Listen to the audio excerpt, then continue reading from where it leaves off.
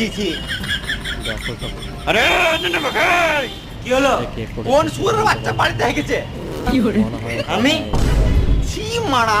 এতে আমার কোনো দোষ নাই, মিস্ত্রি বলেছে তাই আমি গেছি। হ্যাঁ পাচুদা, মিথ্যা বলছিস। আমি তোকে প্যাকেটে হেগে ঝোপে ছুটতে বলেছিলাম।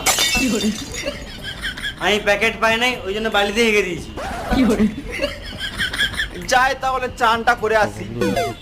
এই শুয়োরের বাচ্চা একটা বাহানা পেলেই ফাঁকি মারা শুরু। চুপচাপ হাতটা মুছে কাজে লাগ।